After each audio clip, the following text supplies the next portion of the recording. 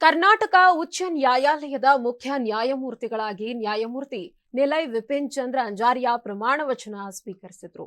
ರಾಜಭವನದ ಗಾಜಿನ ಮನೆಯಲ್ಲಿ ನಡೆದ ಸರಳ ಸಮಾರಂಭದಲ್ಲಿ ರಾಜ್ಯಪಾಲ ಥಾವರ್ ಚಂದ್ ಗೆಹ್ಲೋಟ್ ಅವರು ಮುಖ್ಯ ನ್ಯಾಯಮೂರ್ತಿ ಅಂಜಾರಿಯಾ ಅವರಿಗೆ ಗೌಪ್ಯತಾ ಪ್ರಮಾಣ ವಚನ ಬೋಧಿಸಿದರು.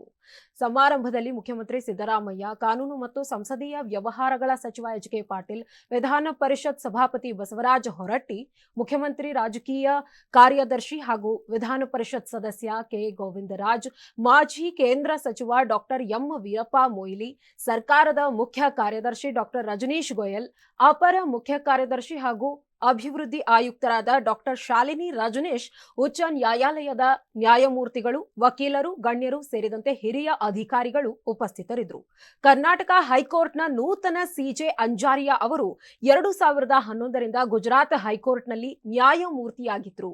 ಹೈಕೋರ್ಟ್ ನ್ಯಾಯಾಧೀಶರಾಗಿ ಬಡ್ತಿ ಪಡೆಯುವ ಮೊದಲು ಅವರು ಗುಜರಾತ್ ಹೈಕೋರ್ಟ್ನಲ್ಲಿ ಸಿವಿಲ್, ಸಾಂವಿಧಾನಿಕ, ಕಂಪನಿ ಕಾನೂನು, ಕಾರ್ಮಿಕ ಮತ್ತು ಸೇವಾ ವಿಷಯಗಳ ವಕೀಲಿಕೆ ಮಾಡಿದ್ದಾರೆ. ಅಲ್ಲದೆ ಸಿವಿಲ್ ಮತ್ತು ಸಾಂವಿಧಾನಿಕ ಪ್ರಕರಣಗಳಲ್ಲಿ ಅವರು ಪರಿಣಿತಿ ಹೊಂದಿದ್ದಾರೆ. ಕರ್ನಾಟಕ ಹೈಕೋರ್ಟ್ ಮುಖ್ಯ ನ್ಯಾಯಮೂರ್ತಿ ಪಿಎಸ್ ದಿನೇಶ್ ಕುಮಾರ್ ಅವರು ಇದೇ ಫೆಬ್ರವರಿ 24ರಂದು ನಿವೃತ್ತರಾಗಿದ್ದಾರೆ. ಈ ಹಿನ್ನೆಲೆಯಲ್ಲಿ supreme court collegium NV. Anjaria ಹೆಸರನ್ನ ಕೇಂದ್ರ ಸರ್ಕಾರಕ್ಕೆ ಶಿಫಾರಸು ಮಾಡಿತ್ತು.